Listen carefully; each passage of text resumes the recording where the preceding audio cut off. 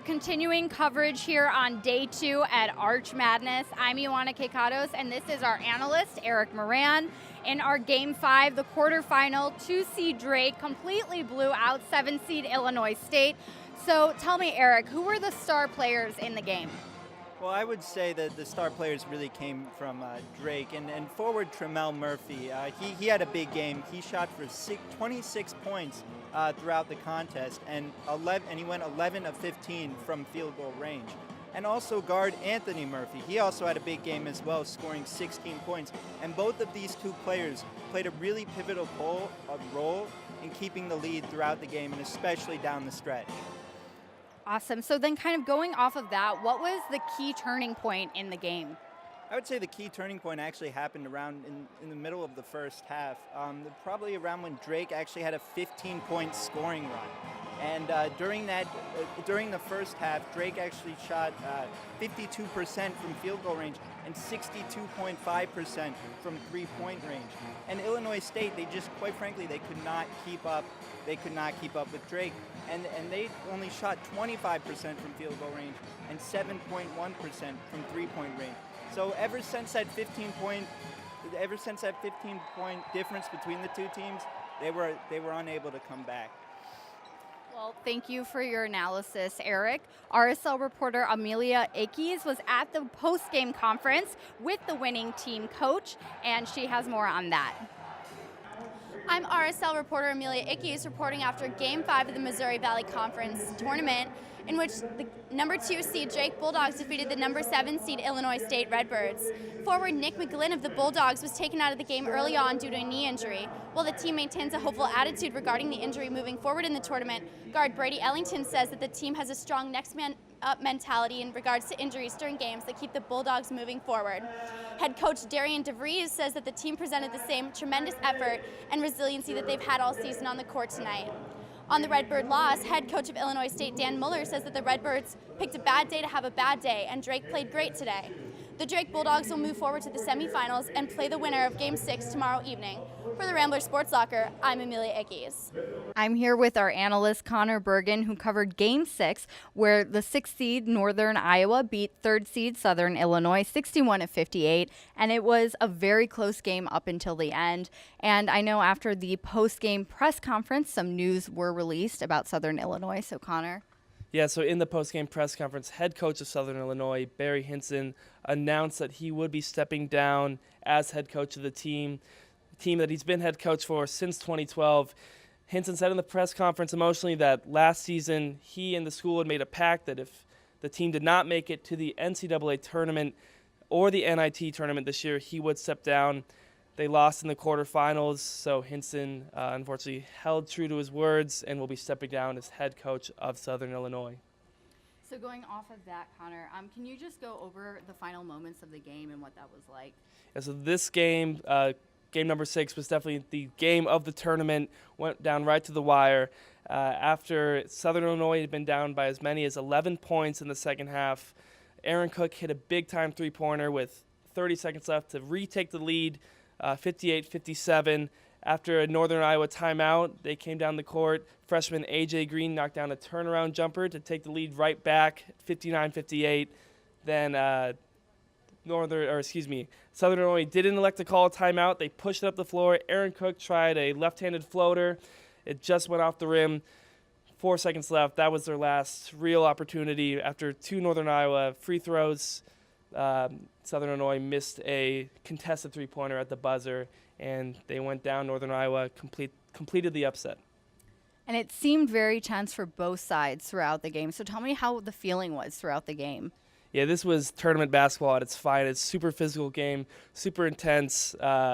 Both teams' fan bases were out in large numbers, making noise. It was very physical down low. Kavion Pippin for Southern Illinois, 6'10" big man. He was giving Northern Iowa all they could handle down low. He finished with 20 points and was really banging down low. There was a lot of fighting for screens, for second chance opportunities. And Southern Illinois, they were down the whole second half, but didn't feel like it. They kept close contact. You kind of knew they were going to make a late charge. In the end, they did, but it just came up short. And then who were some of the top players throughout the game? Yeah, so top players for the winning team, Northern Iowa, was the guard Wyatt Lohas. He finished with 21 points. He was deadly from mid-range with his jump shot. He had knocked down a few big threes. And then A.J. Green, he's the team's leading scorer. He only finished with 6 points, but the team kept confidence in him. They went to him for that game-winning shot, and he delivered. Well, thank you, Connor.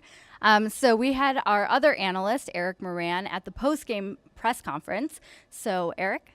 I'm here on the floor after the UNI Panthers took down the Southern Illinois Salukis. Now, after the game, I was able to attend head coach of UNI, Ben Jacobson's press conference. And in his press conference, he acknowledged the fact that it was a good game. He also said that both teams played really hard. He did acknowledge that the Salukis made a late push towards the end, and he said he appreciated and admired the team's effort. He also preached the fact that he felt that UNI, his team, that rather than having one or two star players, that they were really good about sharing the ball equally, and how everybody across the board got their fair share of points. Jacobson, when asked about the matchup against Drake tomorrow, and when he asked what he would expect against Drake, he said, quite frankly, he didn't know, and that he would have to check the tape from today's game. But Coach Jacobson did credit Drake, saying that they're a team that is known to overcome injury and that he's expecting a really tough challenge against Drake tomorrow. For the Rambler Sports Locker, I'm Eric Moran. Thanks, Eric. So, Connor, we tried to change things up a little bit here at RSL today. Can you tell me about that? Yeah, so today at RSL, we launched our first Instagram show ever, Running with the Pack, by your co-hosts, me and Ioana. Yep. We took you behind the scenes for an in-depth look at the Loyola University of Chicago student section. So here is that in episode 1. What's up, Instagram? I'm Connor Bergen. And I'm Ioana Kikatos. We are live from the Enterprise Center during Loyola's first round matchup against Valparaiso. The Ramblers are currently on top by 22 points, winning 40-18. Earlier in the week, the MVC gave out their conference awards. Marcus Towns went home with MVC Player of the Year.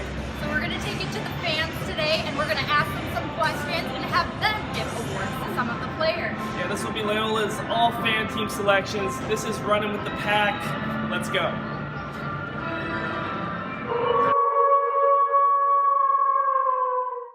who is your favorite player currently on Loyola? Probably Cameron Crump. I love how he gets down on the boards, grab rebounds, and just bring the ball back up. He's a phenomenal player. Who is the most underrated player on the Loyola roster? Okay, I'm gonna go Franklin. He's good. He's getting even better this year. He's just such a positive guy, like cheering his teammates on. He's a good guy, it seems. Improvement, positivity, good guy. That's all you need.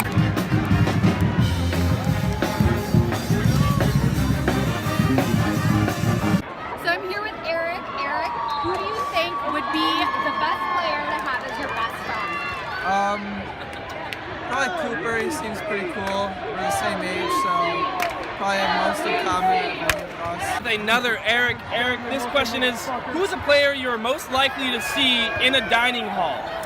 Bruno. Always Bruno. Stop now. Bruno is always in there eating. He's always eating. Always.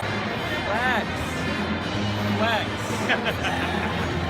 I'm here with Jennifer. Jennifer, which player do you think would be seen crying while they're watching the Notebook? I definitely think Marcus Towns, because he's really emotional just throughout the game, so I feel like he'd be emotional about other things too. Nick, I have a few questions. First of which, who is your favorite player on Loyola? Cameron Crutwick. Cameron Crutwick, Team He's my boy. Pick. Who is the most underrated player on Loyola? I want to say Uguak. Uguak, that's Yeah, a solid he's really good. as well. And then, who is most likely to cry while watching The Notebook? On the team, Yep, I'm gonna say Clayton Custer. of course. He's a softie. We all know that, right? He is.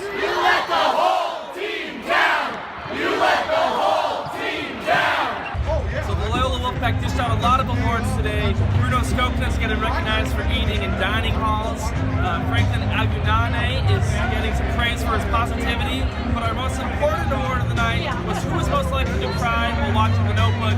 Ioana, who won that award? So it was a tie between Clayton Custer and Marcus Towns. I think that means it's fair to say that they both cry watching The Notebook together. I agree with that. That's all we have for our first edition of Running with the Pack. I'm Connor Bergen. And I'm Ioana Kikatos. Thanks for joining. joining us. That was a lot of fun, Connor. Yeah, and a big shout out to the director of that episode, Amelia Ickes, our very own. And that's only episode 1 of Running with the Pack. Look for it all weekend on Instagram at Loyola RSL, because we have much more to dissect with the Loyola student section. And also stay tuned for coverage all weekend. We'll be back tomorrow. From me, Connor Bergen, Eric Moran, and everyone at RSL, stay tuned for more.